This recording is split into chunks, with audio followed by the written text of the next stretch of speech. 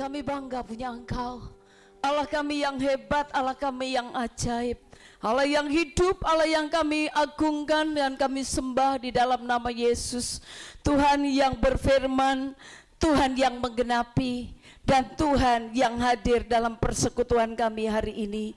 Terima kasih Roh Kudus buat lawatan-Mu, pujian kami, persembahan kami naik di hadirat Tuhan.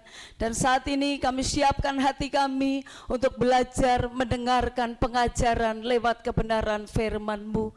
Minta hikmat, pengertian, pengurapan baru atas hamba-Mu, sehingga apa yang hamba sampaikan hari ini menjadi berkat bagi kami yang hadir. Hamba yang menyampaikan maupun kami yang mendengar, semua diberkati oleh Tuhan.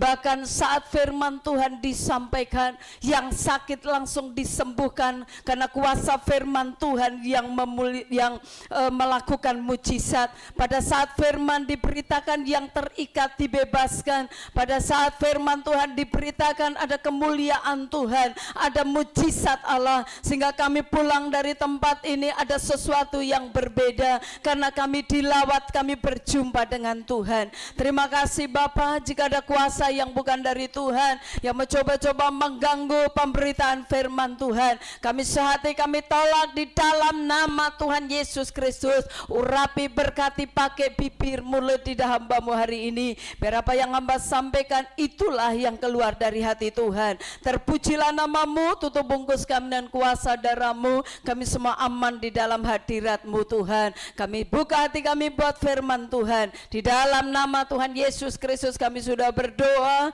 Haleluya. Mari sama-sama yang siap terima firman katakan amin. Puji Tuhan. Silakan duduk Bapak Ibu. Shalom. Shalom. Salam damai sejahtera bagi kita sekalian. Selamat berjumpa di dalam kasih Tuhan. Bapak Ibu yang dikasihi Tuhan, hari ini kita akan bersama-sama belajar firman Tuhan dengan tema perkataan berkat. Kita akan buka di dalam Amsal pasal yang ke-18 ayat yang ke-21. Amsal pasal yang ke-18 ayat yang ke-21. Mari kita baca ayat ini bersama-sama. 1, 2, 3. Hidup dan mati dikuasai lidah, siapa suka menggemakannya akan memakan buahnya. Sekali lagi, 2, 3. Hidup dan mati dikuasai lidah, siapa suka menggemakannya akan memakan buahnya. Bapak Ibu yang dikasihi Tuhan, Amsal menulis bahwa hidup dan mati kita dikuasai oleh lidah kita. Siapa suka menggemakannya akan memakan buahnya. Artinya bahwa hidup dan mati kita, saudara, lidah punya peranan yang sangat penting dalam kehidupan kita. Lidah meskipun suatu anggota tubuh yang sangat kecil, tetapi memiliki peran yang sangat penting dalam kehidupan manusia atau kita sebagai orang percaya. Dengan lidah kita bisa mendatangkan berkat, dengan lidah juga kita bisa mendatangkan kutuk, bahkan petaka di dalam hidup kita. Bapak Ibu yang dikasihi Tuhan, ada begitu banyak orang yang sakit hati sampai terjadi pertikaian, sampai bisa terjadi pembunuhan karena perkataan orang, karena tersinggung, karena direndahkan, karena perkataan orang yang menyakitkan hati. Sehingga seringkali terjadi persoalan pada saat ada kata-kata yang didengar, pada saat ada kata-kata yang mungkin tidak mengenakan hati kita. Nah Bapak Ibu yang dikasihi Tuhan, firman Tuhan berkata hidup dan mati dikuasai lidah. Oleh sebab itu mari kita belajar bagaimana sih kita harus menggunakan lidah kita ini dengan benar. Bagaimana kita harus mengeluarkan setiap kata-kata kita ini supaya setiap kata-kata kita menjadi berkat, bukan menjadi kutuk, bukan mendatangkan petaka bagi orang lain. Kita akan membuka di dalam Yakobus pasal yang ketiga. Kita buka ayat yang pertama sampai ayat, kita akan renungkan sampai ayat yang ke-12 nanti. Kita akan lihat di dalam Yakobus pasal yang ketiga dari ayat yang pertama. Mari kita bersama-sama renungkan firman ini supaya kita tahu bagaimana kita bisa mempergunakan lidah kita dengan baik. Di sini dengan tema dosa karena lidah. Dari ayat yang pertama mari kita baca dulu ayat demi ayat, nanti saya akan menjelaskan bagi kita sekalian. 2, 3. Saudara-saudaraku, janganlah banyak orang di antara kamu mau menjadi guru, sebab kita tahu bahwa sebagai guru kita akan dihakimi menurut ukuran yang lebih berat. Ayat 2. Sebab kita semua bersalah dalam banyak hal. Barang siapa tidak bersalah dalam perkataannya, ia adalah orang sempurna yang dapat juga mengendalikan seluruh tubuhnya. Kenapa di sini dipakai contoh sebagai seorang guru? Karena guru adalah dia digugu dan ditiru. Guru adalah perkataannya yang dipegang. Tidak ada guru tidak berbicara. Guru itu selalu berkata-kata, dan kata-kata yang diajarkan adalah kata-kata yang akan dituruti dan dilakukan oleh murid-muridnya. Firman Tuhan berkata di dalam ayat yang kedua, sebab kita semua bersalah dalam banyak hal. Kita ini banyak kesalahan, terutama saudara, firman Tuhan berkata dalam banyak bicara akan banyak kesalahan. Oleh sebab itu firman Tuhan pun mengingatkan kita bahwa kita harus banyak untuk mendengar tetapi sedikit dalam berkata-kata. Nah, mari kita renungkan di sini. Barang siapa tidak bersalah dalam perkataannya, ia adalah orang yang sempurna. Adakah di dalam kehidupan kita, adakah orang yang tidak pernah salah dalam berkata-kata? Saya percaya selama kita hidup, kita sering salah berkata-kata. Kita sering salah berkata-kata dengan orang-orang di sekitar kita. Mungkin sebagai suami istri kita juga sering salah dalam kata-kata. Kita sering kali kasar dan lain sebagainya. Artinya semua kita pernah melakukan kesalahan lewat perkataan. Saudara, amin. Semua mengaku kita pernah salah? Iya, kita sering bahkan salah. Kita sering melakukan kesalahan dalam perkataan. Dan dikatakan bahwa barang siapa tidak bersalah dalam perkataan, ia adalah orang sempurna. Ya, kita ternyata belum ada yang sempurna. Semua pernah salah dalam berkata-kata, berarti kita belum sempurna. Nah, Bapak Ibu yang dikasihi Tuhan, dikatakan bahwa barang siapa tidak bersalah dalam perkataannya, ia adalah orang sempurna yang dapat juga mengendalikan seluruh tubuhnya. Nah, persoalannya adalah apakah kita mau terus hidup dalam kesalahan? Tapi mari hari ini kita mau belajar bagaimana supaya kita ini bisa memperbaiki diri kita setiap hari, sehingga kita tidak terus tinggal di dalam kesalahan di dalam perkataan kita. Nah, Bapak Ibu, kita akan lihat bahwa lidah kita yang kecil ini, Bapak Ibu, seringkali diumpamakan, kita lihat di ayat yang kelima dan ayat yang keenam. Ayat 5 dan ayat yang keenam. Firman Tuhan berkata, demikian juga lidah, walaupun suatu anggota kecil dari tubuh, namun dapat memegahkan perkara-perkara yang besar. Dan ternyata dengan lidah yang kecil ini kita bisa memegahkan perkara-perkara yang besar. Lihatlah betapapun kecilnya api, ia dapat membakar hutan yang besar. Ternyata lidah bisa diumpamakan seperti api. Lidah diumpamakan seperti api yang bisa membakar. Saudara, untuk membakar hutan nggak perlu dengan api yang besar. Api kecil saja sudah bisa membakar hutan, karena dia akan merampak. Jadi seringkali perkataan kita yang kecil bisa mengakibatkan sesuatu yang besar, bisa berakibat fatal. Lidah diumpamakan seperti api yang bisa menghanguskan. Ya, kelihatannya kecil lidah ini, tapi bisa menghanguskan. Lidah diumpamakan, dikatakan seperti kemudi. Ayat yang ke-6 kita lihat, dikatakan lidah pun adalah api yang merupakan suatu dunia kejahatan dan mengambil tempat di antara anggota-anggota tubuh kita sebagai sesuatu yang dapat menodai seluruh tubuh dan menyalakan roda kehidupan kita, sedang ia sendiri dinyalakan oleh api neraka. Bapak Ibu yang dikasihi Tuhan, sepertinya lidah itu hal yang sangat kecil, tapi ternyata akibatnya sangat besar. Lidah juga bisa diumpamakan seperti kemudi yang bisa mengendalikan suatu kapal yang besar. Jadi lidah itu seperti bagaimana bisa kapal yang besar bisa dikemudikan oleh seorang nahkoda yang kelihatannya kecil, tapi ternyata kapal itu bisa berjalan dengan baik. Bapak Ibu yang dikasihi Tuhan, jadi dengan lidah kita bisa gunakan untuk merusak, ya, bisa merusak orang di sekitar kita, bisa merusak orang-orang yang ada di bawah kita, tetapi dengan lidah juga kita bisa membangun dan menjadi berkat bagi banyak orang. Saudara mau pilih untuk lidahmu kau pakai untuk menjadi berkat atau merusak orang lain? Nah, Bapak Ibu yang dikasihi Tuhan, bagaimana supaya kita bisa mengendalikan lidah kita? Bagaimana supaya dengan lidah kita bisa menjadi berkat bagi orang lain? Saya percaya kalau saudara ditanya, semua pasti pengen dengan mulut kita, dengan lidah kita, dengan perkataan kita mau menjadi berkat. Amin.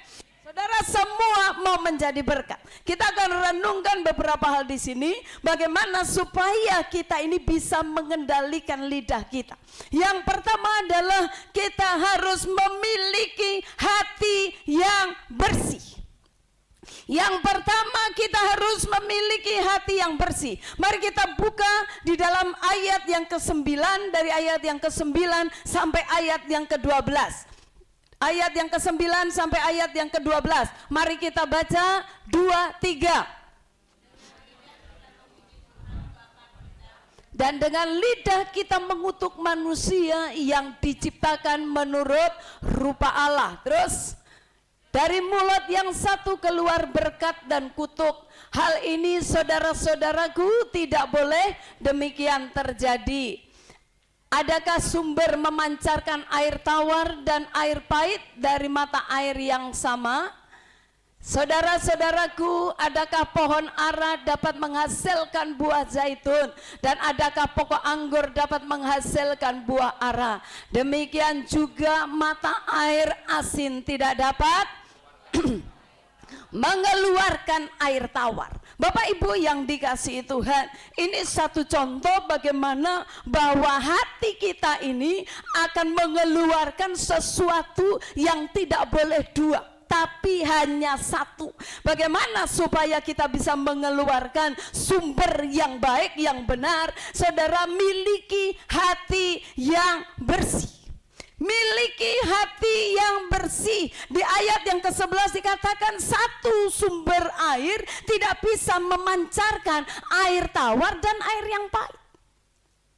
Jadi dari sumber yang satu harus dihasilkan yang satu juga.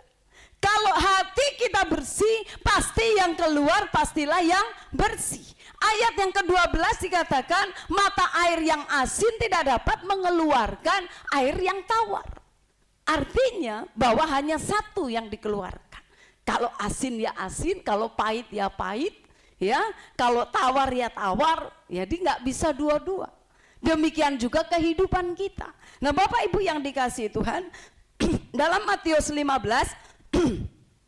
ayat yang ke-18, di situ Tuhan Yesus berkata, Matius 15 ayat yang ke-18, mari kita baca 2, 3.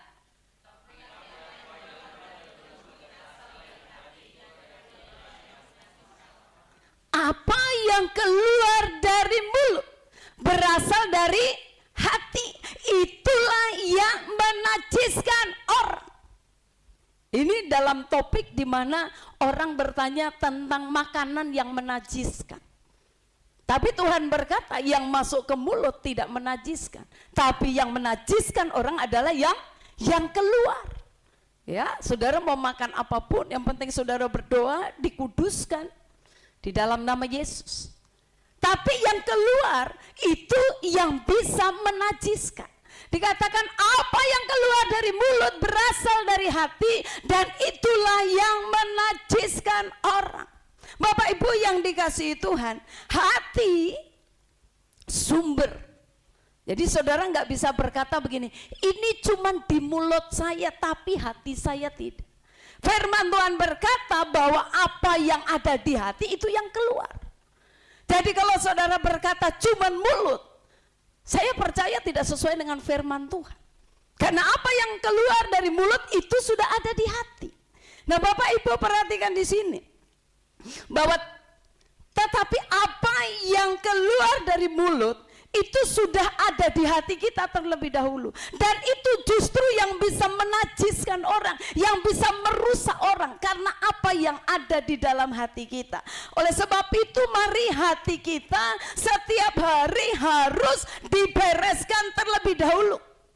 Kalau saudara mau banyak berbicara, bereskan hatimu supaya setiap kata-katamu itu menjadi berkat, bukan menajiskan orang.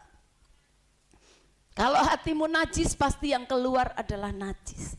Kalau hatimu dipenuhi dengan kepahitan, yang akan keluar caci maki, marahin orang, mengumpat orang, menyakitin orang, itu yang ada di dalam hati.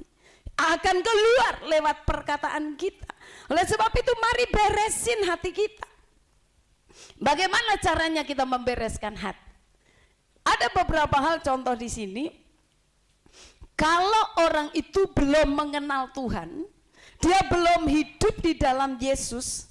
Kejadian 6 ayat yang kelima, saudara, firman Tuhan berkata kecenderungan manusia itu memang jahat. Ya, kecenderungan manusia memang jahat. Ini dalam Kejadian 6 ayat yang kelima, firman Tuhan berkata, ketika dilihat Tuhan bahwa kejahatan manusia besar di bumi dan bahwa segala kecenderungan hatinya. Jadi yang ada di hati manusia selalu membuahkan kejahatan semata-mata. Jadi yang di hatinya manusia ini loh ya Tuhan, lihat. Ternyata yang di hati manusia, kalau dia belum hidup sungguh di dalam Tuhan, kalau dia belum bertobat, dia belum hidup di dalam Yesus, kecenderungannya adalah kejahatan semata-mata. Saudara bisa membayangkan, firman Tuhan berkata ketika Tuhan melihat bahwa kejahatan manusia tambah besar, ya, kecenderungan yang ada di hatinya ini loh, yang dirancang itu loh, selalu yang tidak baik, selalu yang membuahkan kejahatan semata-mata. Jadi Bapak Ibu yang dikasihi Tuhan, kita lihat sih, Tuhan lihat hati. Rancangan di hati manusia ini Tuhan sudah tahu. Apa yang kamu lakukan sedang kau rancangkan, Tuhan sudah tahu. Dan itu memang kecenderungan yang ada di dalam hati manusia. Titus 1 ayat yang ke-15. Titus 1 ayat yang ke-15. Mari baca 2, 3. Bagi orang suci semuanya suci. Tetapi bagi orang najis dan bagi orang yang tidak beriman, suatu pun tidak ada yang suci. Karena baik akal maupun suara hati mereka. Kalau saudara tidak ada Tuhan di dalam hatimu, semuanya najis, semuanya jahat. Kalau tidak ada Tuhan, saudara, ini yang ada. Kalau engkau dikatakan, kalau bagi orang yang suci semuanya kita disucikan. Tapi bagi orang yang najis semuanya dikatakan akan mendatangkan kenajisan. Dan dikatakan baik, dikatakan akalnya saja sudah najis. Bahkan apa yang ada di hatinya semuanya najis. Inilah orang yang di luar Tuhan. Firman Tuhan berkata bahwa kalau kita ini semuanya hidup di luar Tuhan, kita semua jatuh dalam dosa. Roma 3 ayat 23, semua orang telah berbuat dosa dan kehilangan kemuliaan Allah. Otomatis saudara kita terpisah dari Tuhan, Ya, kita terpisah dari Tuhan. Oleh sebab itu Tuhan rindu untuk manusia bisa kembali kepada Tuhan. Bagaimana supaya manusia bisa kembali kepada Tuhan? Firman Tuhan berkata pun bahwa perbuatan baik manusia itu seperti kain lara. Artinya bahwa perbuatan baik kita, saudara mau lakukan kebaikan apapun, semuanya di hadapan Tuhan seperti kain lara. Gak ada gunanya, tidak bisa mendatangkan keselamatan dalam hidup kita. Jadi saudara mau berbuat baik apa, mau lakukan apa, mau berkorban apa, mau sedekah apa, mau membantu orang apa, dengan kebaikanmu ternyata tidak mendatangkan keselamatan. Ya, tidak bisa membawa kita ke selamat, saudara. Tapi dalam Ibrani 9 ayat yang ke-14, Ibrani 9 ayat yang ke-14, bahwa oleh Yesus, ya, oleh Yesus dia mempersembahkan dirinya. Ya, Tuhan mempersembahkan dirinya. Saudara perhatikan bahwa Yesus dia menyerahkan hidupnya, bukan Tuhan ambil. Bapak nggak ngambil, tapi Yesus sendiri dia sadar, dia menyerahkan nyawanya ke dalam tangan Tuhan. Kalau kita kan diambil Tuhan, kembali ke rumah Bapa, tapi Yesus dia menyerahkan nyawanya kepada Bapa, dia kembali kepada Bapa. Nah, perhatikan dalam Ibrani 9 ayat yang ke-14. Betapa lebihnya darah Kristus yang oleh roh yang kekal telah mempersembahkan dirinya. Yesus mempersembahkan dirinya. Dia membawa dirinya, darahnya menjadi persembahan di hadapan Bapa, mempersembahkan dirinya. Dia membawa dirinya, darahnya dipersembahkan sendiri kepada Allah sebagai persembahan yang tak bercacat. Persembahan Yesus adalah persembahan yang tak bercacat, akan menyucikan hati nurani kita dari perbuatan-perbuatan yang sia-sia, supaya kita dapat beribadah kepada Allah yang hidup. Saudara, hanya oleh dari Yesus. Oleh sebab itu firman Tuhan berkata bahwa di luar Yesus tidak ada keselamatan. Orang mau lakukan perbuatan baik seperti apapun, kita percaya bahwa hanya di dalam Yesus kita mendapatkan keselamatan. Amin. Kita mendapatkan keselamatan hanya di dalam Yesus. Dan dikatakan bahwa darahnya yang tercurah tadi sebagai persembahan di hadapan Tuhan, itu yang akan menyucikan hati kita, menyucikan hati nurani kita, sehingga hati nurani kita tadi yang sudah disucikan tadi, saudara, kita bisa beribadah kepada Tuhan dengan benar. Kita bisa datang kepada Tuhan dengan benar. Kita bisa datang kepada Tuhan beribadah dengan benar, yaitu dilihat dari hati nurani kita yang sudah disucikan dengan darah Yesus. Jadi tanpa penyucian dengan darah Yesus, kita semua tidak layak di hadapan Tuhan. Pada dasarnya manusia adalah jahat, hatinya, rancangannya pun jahat. Tapi kita disucikan, hati nurani kita disucikan dengan darah dari Yesus. Yesus sendiri menyerahkan nyawanya, bukan diambil, diserahkan nyawanya kepada Bapa.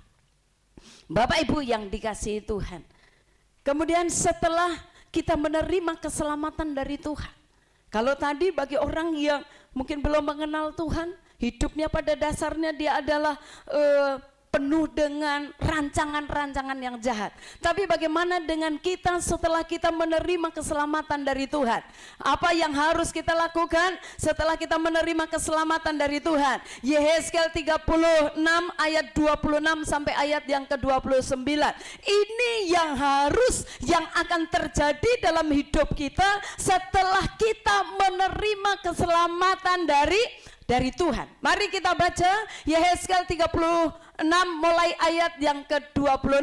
2, 3. Kamu akan kuberikan hati yang baru dan roh yang baru di dalam batinmu, dan aku akan menjauhkan dari tubuhmu hati yang keras, dan kuberikan kepadamu hati yang tak. Amin. Bapak Ibu yang dikasihi Tuhan, pada saat engkau hidup sungguh di dalam Tuhan, pada saat engkau sudah menerima keselamatan dari Yesus, ini janji Tuhan. Yang pertama dikatakan, Tuhan memberikan hati yang baru dan roh yang baru. Tuhan berikan hati dan roh yang baru. Jadi kalau engkau sudah ada di dalam Kristus, hatimu harus baru, rohmu harus baru. Amin. Sehingga tidak ada lagi rancangan jahat dalam hati kita. Kenapa? Karena yang ada sudah hati yang baru. Kenapa? Karena yang ada sudah hati dan roh yang baru. Kemudian janji Tuhan, pada saat engkau sudah ada di dalam Kristus, bukan hanya engkau menerima hati dan roh yang baru, firman Tuhan berkata apa? Kita dijauhkan dari hati yang keras dan diberi hati yang, amin. Hebat saudara. Kalau engkau di dalam Kristus, kita sudah diberi hati baru, diberikan roh baru. Tuhan jauhkan kita, dijauhkan kita dari tubuh kita, hati yang keras. Kemudian bukan hanya itu, Tuhan berikan lagi kepada kita hati yang taat. Ini yang menjadi persoalan. Kita sudah ada di dalam Kristus, tapi masih banyak orang yang keras hati. Orang sudah ada di dalam Kristus, tapi masih susah untuk hidup dalam ketaatan. Kenapa, saudara? Ini yang menjadi persoalan. Mungkin saja di hati kita, tadi di awal firman Tuhan berkata bahwa tidak mungkin di sumber satu itu keluar dua air yang berbeda. Nah, kalau masih ada dalam kehidupan kita, hidup begitu sulit untuk taat, begitu sulit untuk kita, keras banget. Sudah ditegur bolak-balik dengan firman Tuhan, kita masih bandel di situ. Ini ada apa kan begitu? Jangan sampai, harusnya hati yang baru dan roh yang baru harusnya sudah menempati tinggal di dalam hati kita.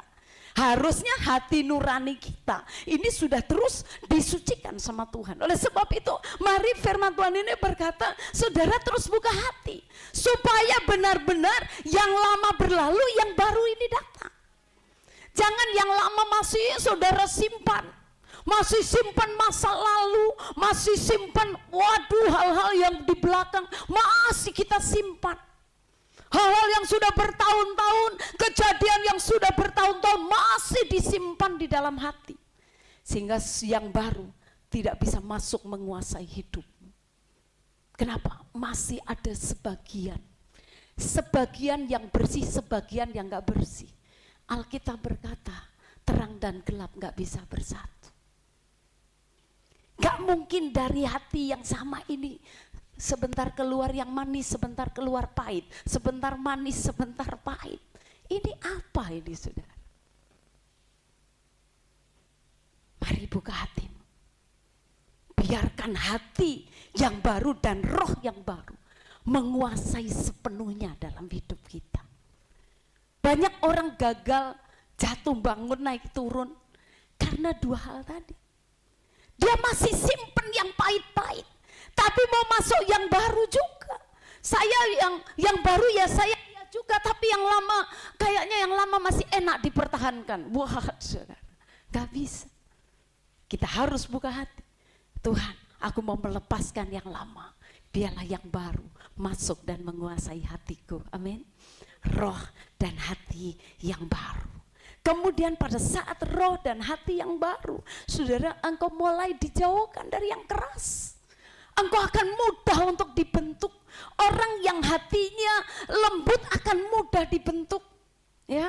Tapi kalau dia keras kepala, ini firman bukan untuk saya, cocoknya buat dia. Ini saudara, terus yang mana yang buat kita? Karena kita seringkali firman buat orang lain, bukan untuk kita. Tapi kalau hatimu adalah hati yang sudah terbentuk, engkau akan berkata, ya Tuhan, aku bersyukur buat firman ini. Firman ini semakin membentuk aku, sehingga aku akan belajar untuk taat Tuhan. Sekalipun kadang-kadang sulit, tapi aku mau belajar untuk taat. Kenapa? Karena kekerasan hatimu sudah dihancurkan oleh Tuhan. Dijauhkan Tuhan dari kita. Miliki hati yang lembut Miliki hati yang tidak keras. Tuhan jauhkan dari kita, saudara. Ini hebatnya Tuhan. Pada saat engkau terus buka hati buat Tuhan. Bapak Ibu yang dikasihi Tuhan, ayat yang ke-27, coba. Mari kita baca, 2, 3. Rohku akan kuberikan diam di dalam batinmu, dan aku akan membuat kamu hidup menurut segala ketetapanku, dan tetap berpegang pada peraturan-peraturanku, dan melakukannya. Bapak Ibu yang dikasihi Tuhan, firman Tuhan berkata Tuhan membuat hidup kita supaya kita bisa hidup menurut firman Tuhan. Jadi hidup kita ini supaya bagaimana? Supaya hidup sesuai dengan firman Tuhan. Membuat hidup sesuai firman, pegang firman, dan bukan hanya dipegang, tapi firman berkata lakukan setiap firman yang saudara terima. Belajar untuk melakukan firman. Supaya perkataanmu menjadi berkat. Belajar perkatakan firman. Dimanapun kau berada, mari belajar saudara, hidup di dalam firman, pegang firman, dan lakukan firman. Susah apa susah? Bagaimana lakukan firman? Kalau firman itu tinggal di dalam hati kita, dengan sendirinya kita akan hidup di dalam firman. Firman akan menuntun kita, firman akan mengingatkan kita, firman akan menegur kita, firman akan menghibur kita. Karena firman itu adalah Tuhan sendiri. Dia akan terus berkarya dan bekerja di dalam kehidupan kita. Ayat yang ke-28. 2, 3. Dan kamu akan diam di dalam negeri yang telah kuberikan kepada nenek moyangmu, dan kamu akan menjadi umatku, dan aku akan menjadi Allahmu. Bapak Ibu yang dikasihi Tuhan, pada saat engkau sudah ada di dalam Kristus, bukan saja hati yang baru dan roh yang baru, bukan saja Tuhan menjauhkan dari hati yang keras dan diberi hati yang taat, bukan saja engkau hidup di dalam firman, tapi janji Tuhan bahwa kita akan menjadi ahli-ahli warisnya Tuhan. Kita menjadi ahli warisnya Tuhan, menjadi umat Tuhan, menjadi milik Tuhan, dan Tuhan menjadi milik kita. Ini yang luar biasa. Engkau punya Tuhan yang hidup, engkau punya Tuhan yang dahsyat, engkau punya Tuhan yang hebat, dan bukan saja engkau punya Tuhan, tapi engkau juga dimiliki oleh Tuhan. Apa yang membuat kita takut? Kalau kita ini milik Tuhan, kita punya Tuhan yang luar biasa, dan kita ini punya Tuhan. Hidupku menggenapi firman-Mu, tanda mujizat sertai tiap langkahku. Terus, Kau bersamaku di dalamku.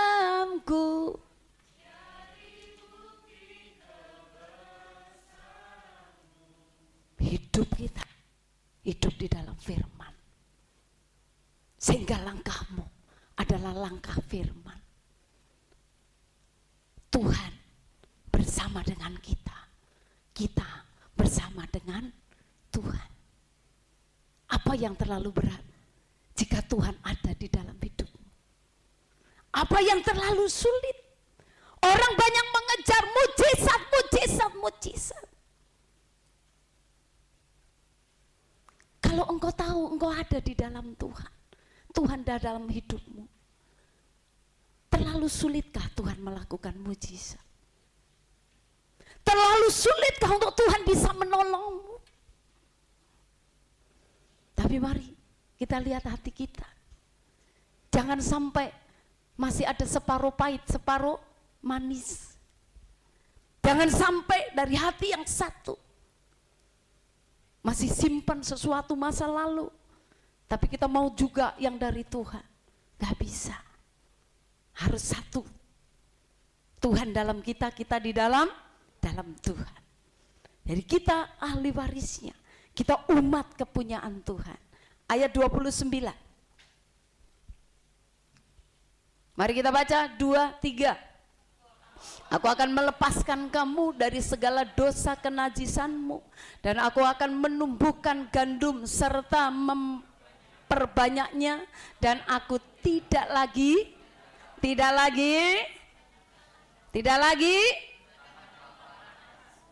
engkau nggak akan kelaparan. Dimanapun kau berada, engkau dipelihara Tuhan. Amin. Kalau Tuhan ada di dalam hidupmu, engkau memiliki hati dan roh yang baru. Janji Tuhan bahwa Tuhan tidak mendatangkan kelaparan. Artinya bahwa engkau pasti hidup di dalam berkat Tuhan. Ada sukacita, ada damai sejahtera. Engkau berjalan di dalam kemuliaan Tuhan. Engkau berjalan dalam mujizat Tuhan. Ini yang harus jadi perenungan bagi kita. Kalau belum terjadi, kenapa? Apa yang ada di dalam hatimu? Apa yang kau perkatakan setiap saat dalam hidupmu? Adakah perkataan berkat? Karena apa yang kau tabur itu engkau akan tuai. Pada saat engkau berkata berkat akan mendatangkan berkat. Pada saat engkau berkata kutuk akan menjadi kutuk. Lepaskan berkat, lepaskan damai. Perkatakan shalom, salam damai sejahtera dimanapun engkau berada. Kalau orang itu tidak menerima salammu, maka salam damai sejahtera itu akan kembali dalam hidupmu.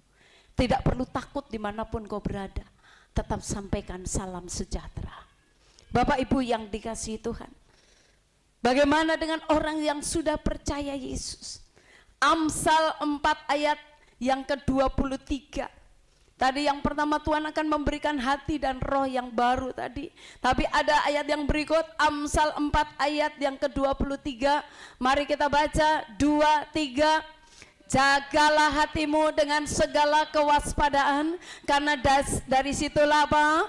Terpancar kehidupan. Jagalah hatimu. Tuhan berkata, firman Tuhan berkata, jaga hati itu ternyata tidak mudah. Dengan segala kewaspadaan. Berarti jaga hati tidak mudah. Firman Tuhan mengingatkan kita, jaga hatimu dengan segala kewaspadaan. Jaga hatimu dengan sungguh-sungguh. Jaga hatimu dengan serius. Karena ternyata jaga hati tidak mudah.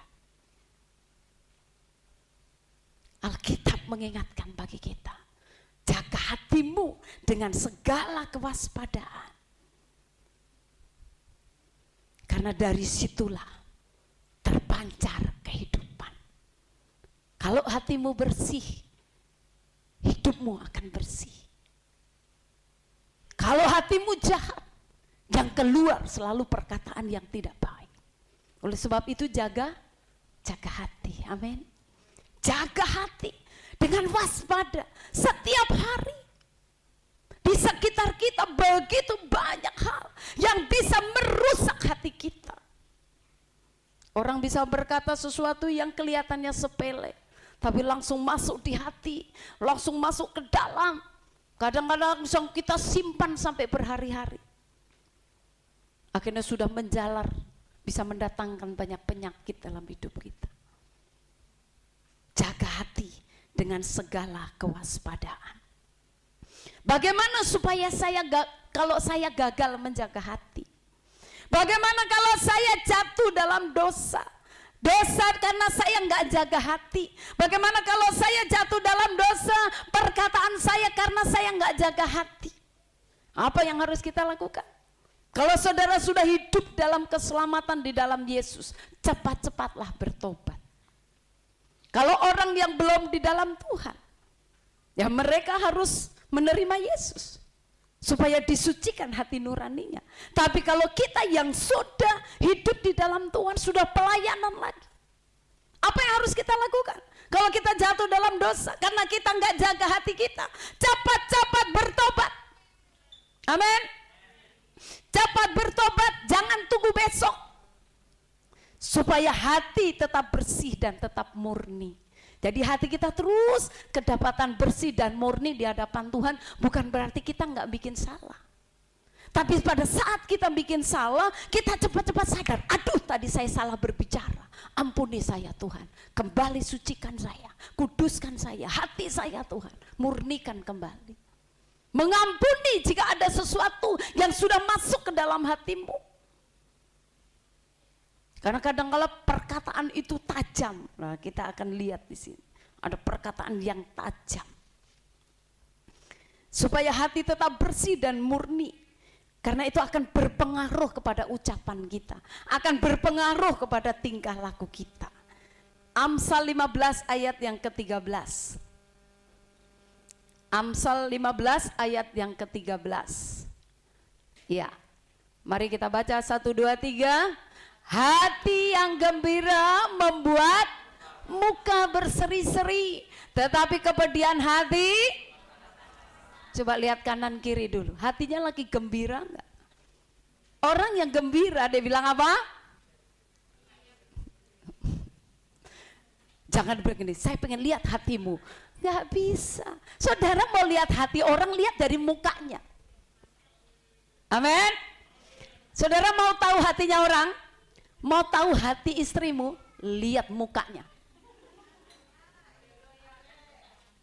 Kalau mukanya berseri-seri, berarti hatinya lagi senang. Tapi kalau mukanya lagi tidak berseri-seri, dipertanyakan ada apa gerangan. Jadi hati yang gembira membuat apa? Muka berseri. Tapi kalau hati pedih, kelihatan nggak semangat, puasa batal. Ya kan? Melayani nggak semangat, tidak bergairah. Saudara, kalau ada yang seperti itu, saudara bisa tahu apa yang sedang ada di hatinya. Saudara akan tahu apa yang sedang ada di hatinya. Kenapa? Lagi nggak bergairah, lagi nggak semangat. Itulah sebenarnya yang sedang ada di hatinya. Hatinya mungkin lagi pedih, hatinya mungkin lagi sakit, hatinya mungkin lagi iya saudara. Ternyata dari hati bisa dilihat oleh orang lain. Amin. Jadi saudara nggak bisa bohong. Kita nggak bisa bohong, enggak kok, mukaku aja.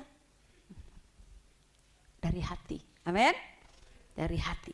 Jadi kita harus terus jaga hati. Bagaimana caranya supaya hati tetap terjaga? Yang harus kita lakukan adalah isi hati kita. Yang pertama tadi dijaga dengan kewaspadaan, yang berikut adalah harus diisi dengan firman Tuhan. Jadi hatimu terus, saudara harus diisi dengan firman Tuhan. Mazmur 119 ayat 9. Diisi hatimu dengan firman. Ayo anak-anak muda baca, 2, 3.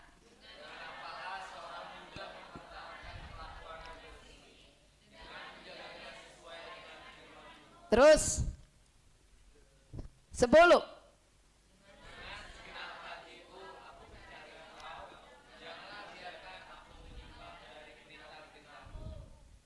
Sebelas.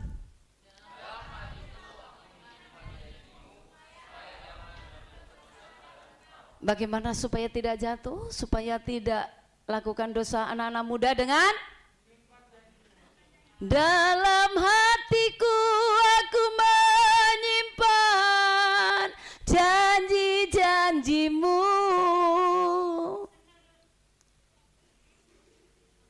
Saudara jaga hatimu, isi firman Tuhan. Coba anak-anak muda, supaya aku jangan berdosa terhadap Engkau.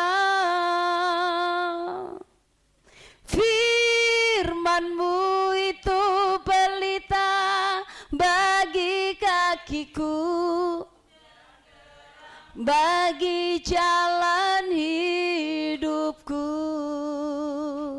Terus, pimpinlah aku dalam jalan terang-Mu Tuhan. Jaga hidupmu dengan isi firman Tuhan. Isi hatimu dengan firman Tuhan. Kalau engkau nggak isi dengan firman Tuhan hidupmu, engkau akan mudah jatuh. Kalau engkau tidak hidup di dalam firman, engkau akan mudah jatuh. Karena engkau bukan orang yang kuat. Kita ini dibuat dari debu tanah. Ibrani 4 ayat yang ke-12. Firman Allah adalah hidup. Dia tajam. Sebab firman Allah hidup dan kuat dan lebih tajam daripada pedang bermata dua manapun. Ia menusuk amat dalam. Ini firman bisa nusuk amat dalam. Sampai memisahkan jiwa dan roh dan sendi-sendi dan sungsum. Ia sangat dikatakan sanggup membedakan pertimbangan dan pikiran hati kita. Ternyata firman tadi seperti pedang yang bermata dua. Dia tajam, bisa nusuk sampai ke dalam. Makanya ada orang yang lagi duduk, saya ditegur firman, nusuk sampai di sini. Karena firman itu tajam. Dikatakan bahwa dia bisa memisahkan jiwa. Firman bisa membebaskan orang dari ikatan dosa. Firman bisa membebaskan orang dari ikatan kuasa kegelapan. Firman bisa membangkitkan roh yang lemah. Firman bisa membedakan antara pertimbangan dan pikiran. Itulah firman. Karena firman itu adalah Allah sendiri. Dan firman itu berkuasa. Dia mampu melakukan segala perkara. Amin. Firman adalah hidup. Makanya jangan main-main dengan firman Tuhan. Kita harus yakin bahwa firman itu digenapi dalam hidup kita. Tuhan gak pernah main-main, dia berfirman, pasti dia menggenapinya. Pada saat dia berfirman, dia akan menggenapi. Karena dia bukan Tuhan yang suka bohong. Kuasanya sama dari dahulu, sekarang, sampai selamanya. Pada saat kau membuka hati, firman bisa memisahkan. Dikatakan sampai yang paling dalam Tuhan tahu. Orang di kanan kirimu tidak tahu. Istri suamimu tidak tahu. Tapi Tuhan tahu. Firman tahu. Dan firman pada saat firman disampaikan, bisa menusuk hatimu, bisa menusuk jiwamu. Sehingga kau bisa berkata, ya Tuhan, hari ini aku harus melakukan firman. Aku harus bertobat karena aku ditegur oleh firman. Firman seperti pedang yang tajam. Tidak ada yang lebih tajam dari firman. Firman itu sangat tajam. Memisahkan jiwa, roh, bahkan sendi-sendi kita. Ada orang yang lagi ibadah ditegur firman, duduknya gelisah. Aduh, ini kayaknya gak enak nih firman. Kayaknya tajam betul nih firman. Gelisah. Sendi-sendinya kayak merontok. Kenapa? Ditegur firman. Karena firman memang berkuasa. Amin. Firman itu berkuasa. Kalau engkau gelisah dudukmu, berarti engkau sedang ditegur firman. Dan jangan keluar dari tempat ini sebelum kau bertobat. Bapak Ibu yang dikasihi Tuhan, saat kita diisi firman, hati kita akan terus terjaga. Saat engkau dengar firman, hatimu harus terus terjaga. Bagian yang berikut, tadi yang pertama, saudara miliki hati yang bersih. Penjelasannya cukup panjang kan, hati yang bersih. Bagian yang kedua, miliki penguasaan diri. Kita buka Yakobus 3 ayat yang ketiga, kita kembali dalam Yakobus tadi. Yakobus 3 ayat yang ketiga. Mari kita baca 2-3. Kita mengenakan kekang pada mulut kuda, sehingga dia menuruti kehendak kita. Dengan jalan demikian kita dapat mengendalikan seluruh tubuhnya. Saudara pernah lihat kuda? Pernah lihat ada kekang yang dipasang sehingga orang bisa kendalikan dia? Kuda mau lari kencang, dia bisa ditarik, dia bisa berhenti. Artinya seluruh tubuhnya kuda bisa dikendalikan sama yang memasang. Saudara, mulut kita bisa kendalikan. Harus ada kekang, harus ada yang mengontrol. Kenakan kekang pada mulutmu. Seperti orang pasang kekang pada mulut kuda, dia bisa kontrol kuda itu.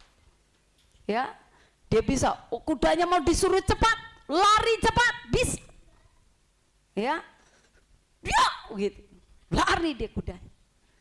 Tapi kalau dia mau suruh berhenti, dia akan pegang kekangnya itu, dan kuda pun akan berhenti. Bapak Ibu yang dikasihi Tuhan, ibu-ibu, pasanglah kekang di mulutmu. Jangan sampai kau bicara udah nggak bisa lagi dikontrol. Perkataan kita sering kali gitu, nggak ada lagi yang bisa ngontrol.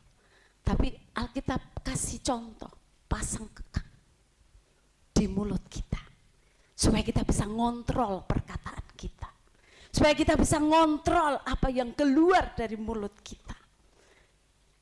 Bapak Ibu yang dikasihi Tuhan, dengan kita mengekang mulut kita, kita akan selalu berkata-kata yang baik dan benar. Dan ini perlu didisiplinkan.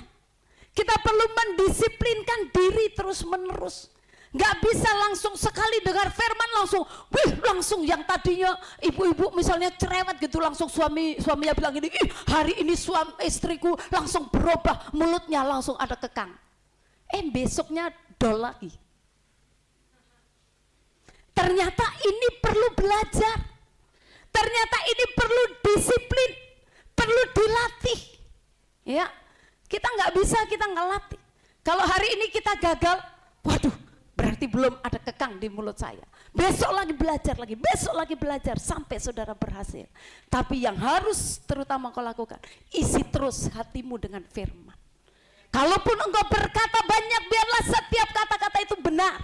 Biar setiap kata-kata itu jadi berkat. Biar setiap kata-kata itu bisa memuliakan nama Tuhan. Isi hatimu dengan benar. Isi hatimu dengan firman. Maka yang keluar pastilah yang menjadi berkat. Belajar untuk disiplin. Yakobus 1 ayat yang ke-19. Kita harus lambat untuk marah. Alkitab berkata, 2, 3. Hai saudara-saudara yang kukasihi, ingatlah hal ini, setiap orang hendaklah cepat untuk, tetapi lambat untuk berkata-kata dan juga lambat untuk marah. Siapa yang cepat marah? Saudara harus bertobat. Jangan saudara pikir bahwa itu biasa. Itu bukan biasa. Alkitab berkata, hai saudara-saudara yang kukasihi, ingatlah akan hal ini. Setiap orang hendaklah cepat untuk dengar. Dengar aja yang banyak. Jangan orang lagi bicara satu, saudara langsung jawab 10. Akhirnya salah semua apa yang saudara jawab. Kalau orang lagi berbicara, orang tua lagi berbicara, pemimpin lagi berbicara, dengarkan saja. Supaya saudara tahu, bisa membedakan mana ini yang harus saya terima. Supaya jadi berkat dalam hidupku. Dikatakan lambat berkata-kata. Apalagi untuk marah. Harus lambat untuk marah. Bagian yang ketiga, yang terakhir. Apa yang harus kita lakukan? Miliki hati yang bersih. Yang kedua, miliki penguasaan diri. Yang ketiga, miliki komunitas yang baik. Miliki komunitas yang baik. Orang-orang yang ada di sekitar kita punya peran penting dalam kehidupan kita. Bisa membuat hidup kita baik, bisa membuat hidup kita semakin buruk. 1 Korintus 15 ayat yang ke-33. 1 Korintus 15 ayat yang ke-33. Mari kita baca 1, 2, 3. Janganlah kamu sesat, pergaulan yang buruk merusakkan kebiasaan yang baik. Pergaulanmu menentukan hidupmu. Pergaulanmu menentukan masa depanmu. Pergaulanmu bisa menentukan perkataanmu. Karena di mana lingkunganmu akan mempengaruhi hatimu. Kalau lingkunganmu baik, maka hidupmu akan baik. Kalau lingkunganmu tidak baik, engkau berkumpul dengan orang-orang yang suka ngomongin orang, engkau dengan sendirinya engkau akan terpengaruh. Hati-hati. Miliki komunitas yang baik. Berkumpullah dengan orang-orang yang memang mendatangkan berkat dalam hidupmu. Kalau engkau sudah tahu engkau berkumpul di dalam satu komunitas yang membuat dirimu tidak bertumbuh, yang membuat dirimu makin hancur, yang membuat dirimu bergaul dengan yang tidak baik, tinggalkan. Jangan merasa enggak, aku kuat kok, aku kan punya Tuhan, aku mau menginjil. Jangan sampai saudara bilang mau menginjil tapi saudara yang diinjili. Seringkali kita gagal di situ. Miliki komunitas yang baik. Ingat bahwa kejahatan itu hanya sejengkal di depan muka kita. Ingat, kejahatan hanya satu jengkal di depan muka kita. Kita tidak tahu orang-orang yang ada di sekitar kita. Tapi jaga, hiduplah di dalam komunitas yang baik. Pilihlah teman-teman, pilihlah komunitas yang bisa membangun imanmu. Kumpullah dengan orang-orang yang bukan menghancurkan imanmu. Bukan setiap kumpul gini, itu sih katanya begini, katanya begini. Tapi coba saudara ketemu dengan orang, kenapa kamu begini? Kamu lupa bahwa firman Tuhan berkata begini. Coba kalau kumpul, mari kita berdoa. Coba kalau berkumpul, mari kita semua memuliakan Tuhan. Kalau kita ketemu dengan orang, bagaimana kabarnya? Tuhan Yesus memberkati kamu. Kalau engkau ketemu dengan orang-orang yang selalu mendatangkan berkat, saudara, maka hidupmu pasti akan lebih baik dari hari ke hari. Perkataanmu bisa menentukan banyak hal. Bisa menjadi berkat, bisa meruntuhkan iman orang juga. Tapi mari isi hatimu dengan firman Tuhan, maka hidupmu pasti akan menjadi berkat. Nama Tuhan dipermuliakan. Amin buat firman Tuhan. Kita mau angkat pujian tadi, dengan apakah seorang muda mempertahankan kelakuannya yang bersih? Hanya dengan menjaganya sesuai dengan firman Tuhan. Mari saya undang jemaat Tuhan bangkit berdiri dimanapun berada, bahkan juga ada umat-umat Tuhan yang mendengarkan lewat YouTube. Biarlah firman ini menjadi berkat bagi kita. Kita mau hidup lebih sungguh lagi. Biarlah setiap perkataan kita mendatangkan berkat. Nama Tuhan semakin dipermuliakan. Haleluya. Mari angkat pujian ini. Buka hatimu buat Tuhan.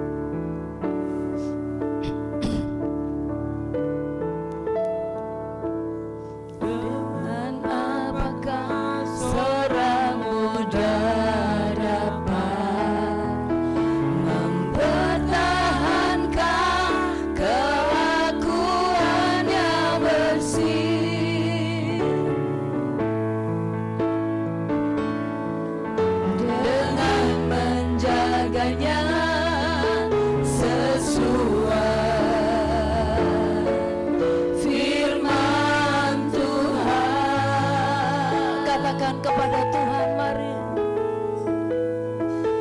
Dengan segenap hatiku ini, mari angkat tanganmu kepada Tuhan untuk mencari wajah-Mu Tuhan.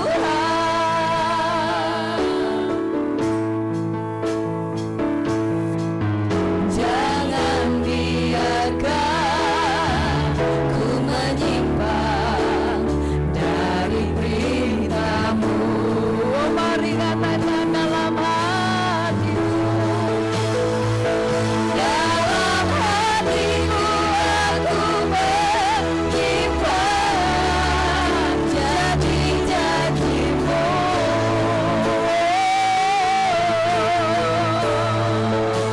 Supaya aku jangan berdosa terhadap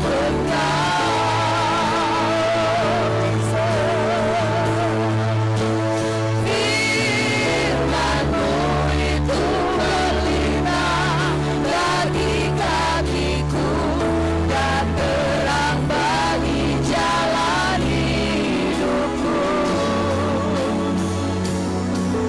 Bimbinglah daku dalam jalan terang-Mu Tuhan. Bapak Ibu yang dikasihi Tuhan,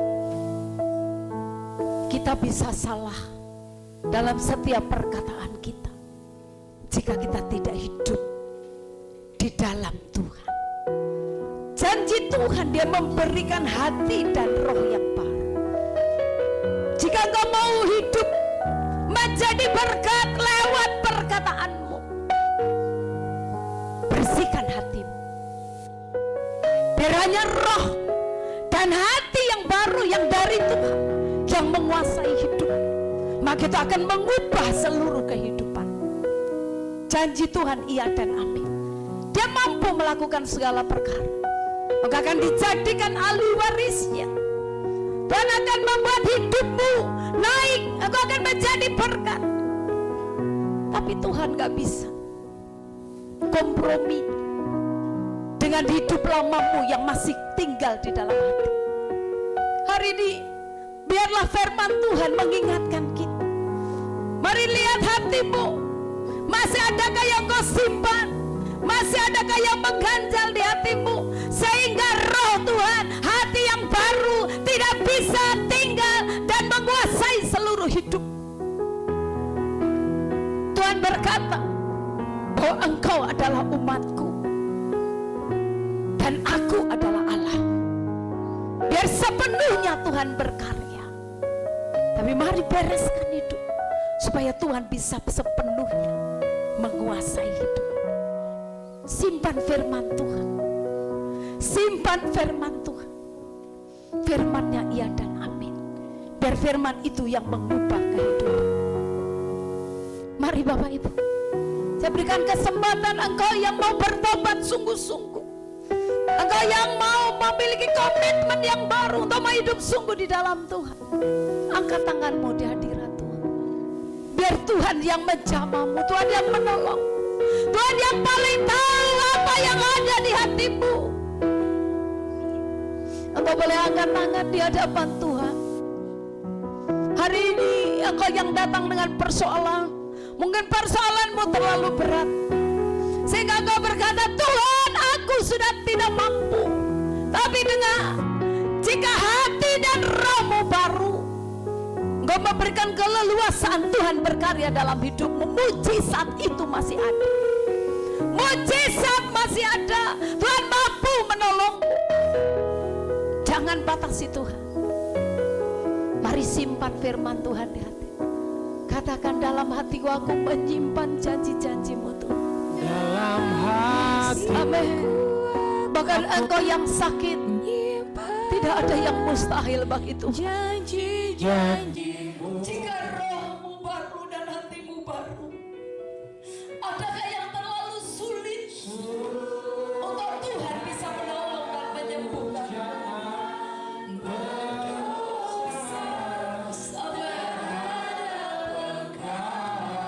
Supaya engkau terus jangan jatuh dalam dosa. Sampai Roh Kudus selamat umat-Mu. Terus Bapa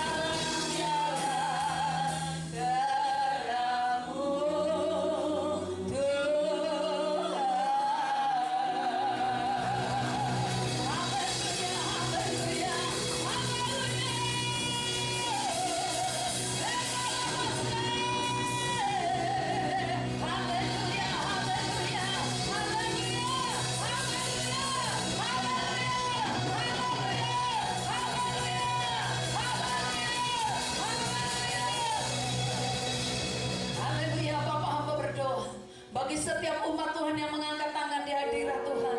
Kalau hari ini mereka bertobat Tuhan, oh mereka mengaku bahwa selama ini dari kata-katanya tidak menjadi berkat, oh masih mendatangkan, oh Tuhan Yesus, kesusahan, kesulitan, sakit hati bagi orang lain. Ampuni Tuhan, dalam nama Yesus. Minta belas kasihan Tuhan, pengampunan Tuhan berikan.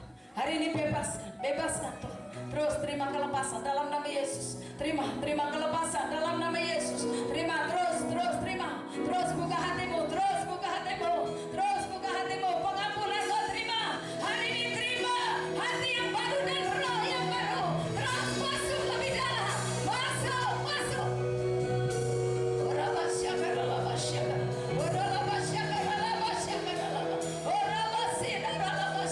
Roh lepaskan pengampunan juga buat orang lain. Lepaskan pengampunan.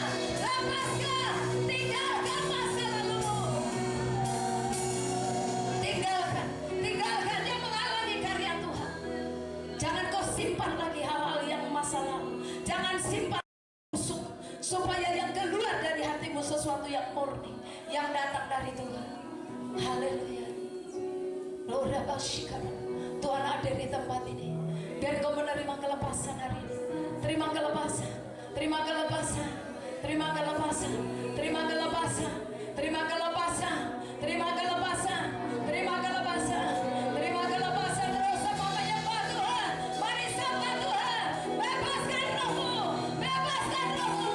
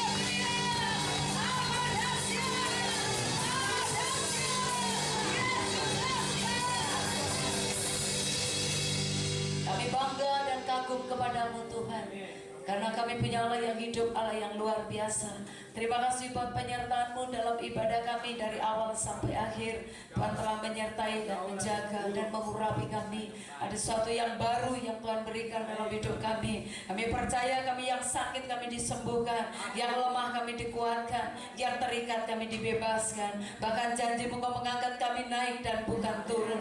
Terima kasih Tuhan, terpujilah nama-Mu. Kami akan kembali ke tempat kami masing-masing. Tuhan mendahului kami dalam segala hal. Celaka maut, bahaya, sakit, penyakit kami tolak, kami batalkan di dalam nama Yesus. Biar yang terjadi rencana Allah, rencana damai sejahtera dan rencana sukacita. Terima kasih Bapa, terpujilah nama-Mu. Kami tutup ibadah kami hari ini dengan ucapan syukur. Haleluya. Mari kekasih-kekasih Tuhan, arahkan hati buat Tuhan, angkat tanganmu. Biarlah kita bersama-sama menerima berkat Tuhan.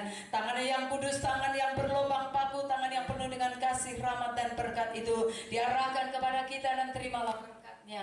Kiranya berkat, kasih, sukacita, damai sejahtera dari Allah Bapa kita di dalam anaknya Tuhan Yesus Kristus, dengan pimpinan, penyertaan, penghiburan, kuat kuasa dari Allah Roh Kudus akan terus menyertai kita dari saat ini sampai selama-lamanya. Tuhan memberkati keluar masukmu, apapun yang kau lakukan Tuhan yang membuatnya berhasil. Engkau diangkat Tuhan menjadi kepala dan bukan ekor. Masa depanmu ada di dalam tangan Tuhan. Dengan berkat Abraham, Ishak dan Israel akan mengikuti kita seumur hidup kita, dari saat ini sampai Tuhan Yesus Kristus datang yang kedua kali untuk menjemput kita semuanya, gerejanya yang mengasihi Dia. Haleluya. Sama-sama yang sudah